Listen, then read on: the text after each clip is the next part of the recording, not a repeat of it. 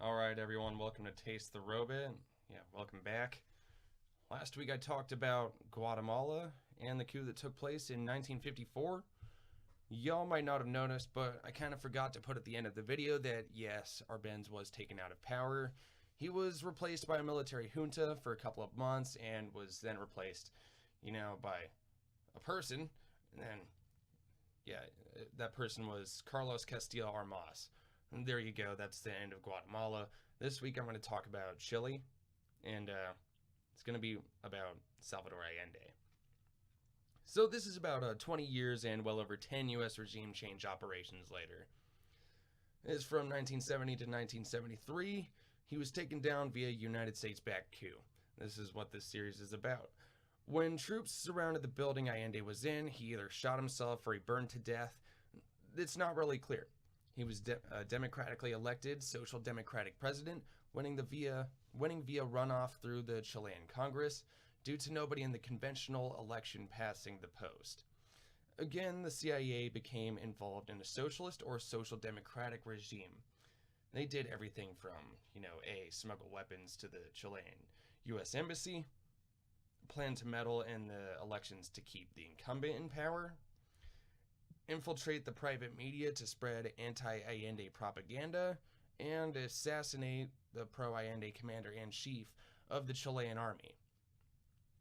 And much more. On top of all that, the U.S. denied having any involvement in the coup. They even denied instigating it, and now we know they played a huge role in the coup. A lot of the information I have on this topic comes from Peter Kornblue's The Pinochet File. You can see it in the transcript. I'll put a link to the LibGen article, not article, but it's a link to download the book, the PDF file. The book has just a massive amount of declassified documents from the CIA, the DIA, which is the Defense Intelligence Agency, the White House, and the Department of State. The plans for the coup began as soon as Allende was elected, with President Nixon, who convened his entire National Security Council to discuss ways to bring about his downfall. In a meeting called together by the Director of Central Intelligence, Richard Helms, Nixon offered $10 million before the election for the purpose of keeping him from coming to power or to bring him out of it. And this is a letter from Nixon himself. It's pretty it's kind of hard to fucking read because you can't really make that much sense of it, but you can make enough sense of it to know that he's planning some really shitty stuff. So, quote, 1 in 10 chance perhaps, but save Chile, but worth spending $10 million available, more if necessary. No involvement of the embassy, don't tell the ambassador. This is a full-time job, best men we have. Give me a game plan, make the economy scream. Richard Nixon, September 15th, 1970. Kornblue, page 36.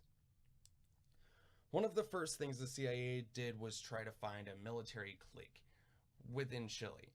This was sort of thwarted by Rene Schneider, the commander-in-chief of the Chilean army. The agency found out he acted within Chilean law, and he wasn't going to go against the elected president. So yeah, nothing was going to happen with this guy around, so they planned to kidnap the guy. This declassified document reads as follows. A. General Schneider invited to stag party at Army VIP House, evening 19 October at 21:30 hours. B. When arriving at VIP House, Schneider will be abducted. C. Schneider will be taken to waiting airplane and flown to blank. Kornblue 68.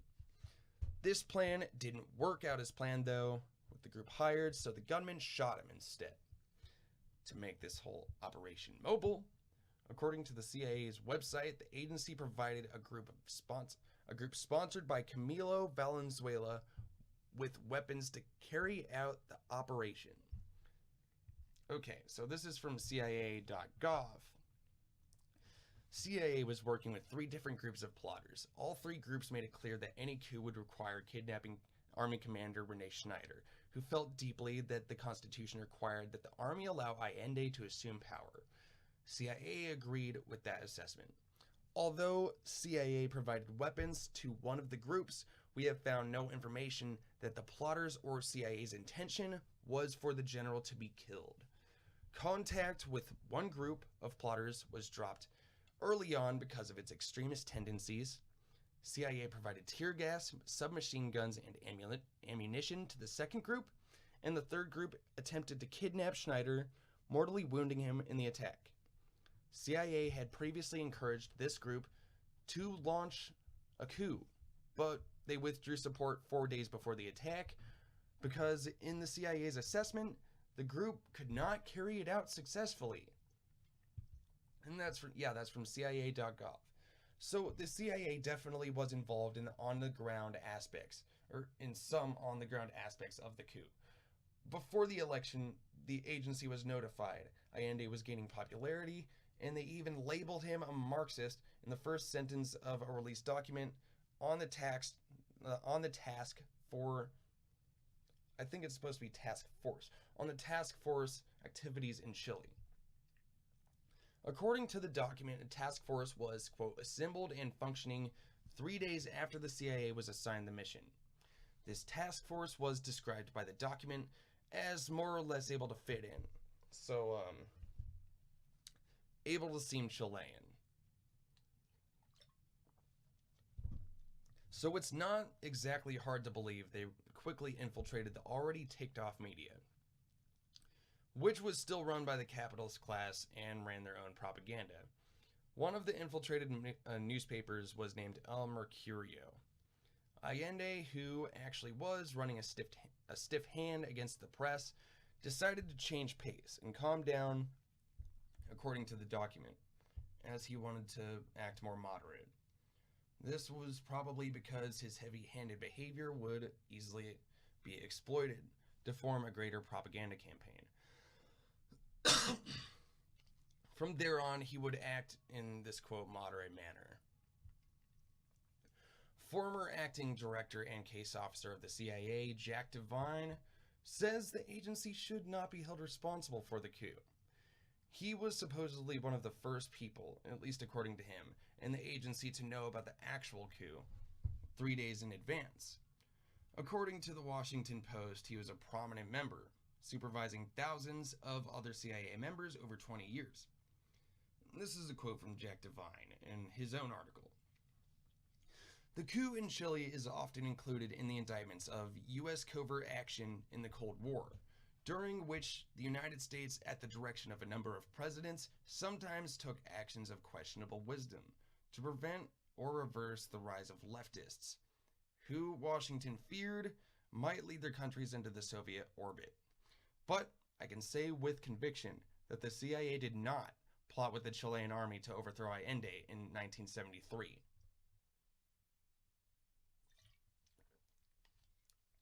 Shockingly enough, after claiming the CIA should not be blamed for the military overthrow of Allende, he still admits there were operations to hurt Allende's image. But he puts this statement aside, claiming it was his policies that were the primary reasons support for him dropped off the edge. They're the primary reasons support for him dropped. So, why were the documents showing the CIA planned to kill the commander-in-chief? Why are there documents out there saying they just, no, not plan to kill him, but plan to kidnap him? They're just out there just cause. No reason, really. The apparent poor policies he cites, though, were actually a lack of cooperation. And that is what caused, some of the economic downturn. The main cause, I would say, is because of sabotage. I'll get to that in a little bit. Another quote from Devine: the CIA's covert efforts to reduce support for Allende played an important role in the political turmoil that characterized his time in power. But the fierce opposition Allende faced was primarily a response to his own flawed economic policies, which hurt not only the wealthy, but the middle and working classes as well. That's bullshit. perhaps fearing that his narrow margin of victory gave him little time to pursue his vision of a socialist Chile, Allende rushed into a program of land reform, nationalization of industry, and government spending to stimulate the economy. Initially, it seemed to work. In the government's first year, real GDP grew by nearly 8%. Production increased by more than 12%, and consumption levels grew at a rate of 13%. But by early 1971, Allende's economic populism began to backfire. Landlords became reluctant to maintain properties that might be seized at any moment. Business owners began leaving the country, taking their capital and entrepreneurial know-how with them. And the public at large suffered shortages of basic goods. Divine, page 30. So pretty much what Divine is saying is Allende's plan worked very well. Considering the very significant rise in GDP, production, and consumption, despite sabotage, but because of the choices of Allende's people, specifically the bourgeoisie, and their apathy for the other people residing in Chile, his economic policies were, quote, flawed, not the big bosses navigating under them. This economic downturn should definitely lead to further downturn in support. Yeah, that makes sense. This was caused by capital flight in the ruling class, though, not the general public, and not his policies. He shouldn't have had to predict the ruling class's apathy towards other people in Chile. Whether or not the CIA was involved in the physical coup, which they were, the agency made an impact on a sovereign nation and blamed the system instead of the individuals who cannot stand receiving a social share. And that's what it is. It's not that they're like getting ripped off. They're just getting paid less now that it's social. It's also very inconsistent with the demands made by Nixon, which were to make the economy scream. They totally did too. They took away many vital commodities from the Chilean economy, giving them no chance whatsoever.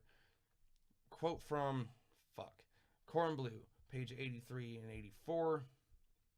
U.S. efforts to isolate Chile and quietly curtail bilateral and multilateral economic support constituted a, quote, unquote, invisible blockade against a country whose economy was deeply dependent on financial, industrial, and commercial relations with the United States. U.S. businesses generated, quote, 2/3 of the $1.6 billion in foreign investment in Chile. Two major U.S. copper corporations, Anaconda and Kennecott, controlled 80% of the Chilean copper industry, an industry that accounted for some 4/5 of all export earnings. And during the Frey years, Chile had run up almost $1 billion in debt to U.S. banks. So it's not like this was all unique to Allende. The guy before him ran up a shit ton too. And that was before they just pulled out. Freaking economic operations relied heavily on U.S. commercial credits to finance machinery and parts for key industries, as well as Chilean trucking, buses, taxis, and planes. For years, U.S. officials and their supporters in academia blamed Allende's socialist programs and nationalization of U.S. businesses for the severe drop-off in bilateral and international support for Chile. There was no, quote, invisible blockade, according to the disingenuous official histories, and Allende was responsible for his own demise. No. It was, quote, it was the policies of the Allende government, its insistence on forcing the pace beyond what the traffic would bear much more than our policies, Henry Kissinger testified on Capitol Hill one day after the coup, quote, that contributed to the economic chaos, end quote. But recently declassified NSC records on Chile show conclusively that the Nixon administration moved quickly, quietly, and politically to shut down multilateral and bilateral aid to Chile, well before Allende had any opportunity to implement his own economic policies or any question of Chile's creditworthiness had arisen. Kornblue, page 83-84. By any evaluation, the cutoff of aid and credits to Chile was dramatic. In 1970, IDB loans approved before Allende's election totaled $46 million. Following the election, Only 2 small loans for Chilean universities totaling $2 million were approved until the military coup. The World Bank, which had provided $31 million in loans to the Frey government in 1969 to 1970, approved 0 loans between 1971 and 1973. Bilateral U.S. assistance administered through AID reached $110 million between 1968 and 1970. From 1971 to 1973, that figure dropped to approximately $3 million. The U.S. Export and Import Bank, which provided some $280 million in commercial loans and credits between 1967 and 1970 to Chile, granted not a penny of financing or lending in 1971. To put this all in perspective, Chile's GDP was the equivalent of $9.3 billion US dollars in 1970. The United States was in complete control of Chile's situation. These cuts were huge. This whole deal isn't even the first time the CIA had an operation against Allende.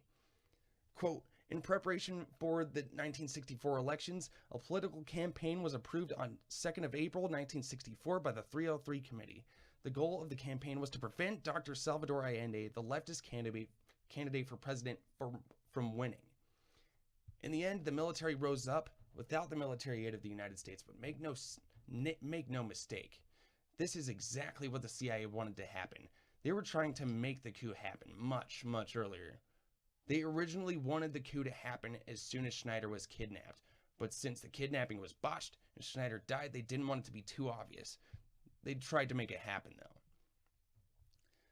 They were very responsible for the uprising. It's very, very visible. This is what the United States does to keep their sphere of influence. They will compromise their democratic values, if they even fucking have any, to go against the cause of helping others. They feared Allende's popularity. They believed the people were wrong. They weren't the democratic people they claimed to be publicly. So this is one of the last quotes. It's the last quote. Quote, events in Chile, Kissinger told NSC members, according to his talking points, were, quote, taking a form which makes them extremely difficult to deal with or offset, end quote. Allende was elected legally and constitutionally. Therefore, he has legitimacy as far as Chileans and most of the world is concerned. There is nothing we can do to deny him legitimacy or claim he does not have it as a tactic for weakening him. He is unlikely to move things along lines which would permit us to easily marshal international or hemisphere censure of him. He will project Chile as a, quote, independent socialist country and not a, quote, communist government or a Soviet puppet. We ourselves have traditionally espoused the principles of self-determination. We have stressed our opposition to the concept of intervention in foreign affairs. It would therefore be costly for us to act in ways that appear to violate those principles. End quote, Kornblue, page 81 and 82. So again, a democratically elected official who implemented socialist policies was completely wiped out because the United States felt it wasn't right for the people. They dove into the operation and killed the guy keeping them from executing their plan using smuggled weapons and mercenaries. They infiltrated media. They tried keeping him from being elected. And worst of all, they absolutely fucked their economy, taking away a huge fraction of the Chilean GDP. This is completely the United States' fault. And Jack Devine was completely dishonest in his writing. This is Chile. This is 1970 to 73. This is Latin America. This is the history of mid to late 19th century Latin America. This is actually right now, but I'll get to that way later. I want to keep making these videos about like the 20th century in like the 90s to the 90s, I guess. I'm going to keep making these videos. Let's just keep talking about this. Please share, please subscribe, or what the hell ever. Stay tuned. I don't know, man. Or people. Have a good day. Shit.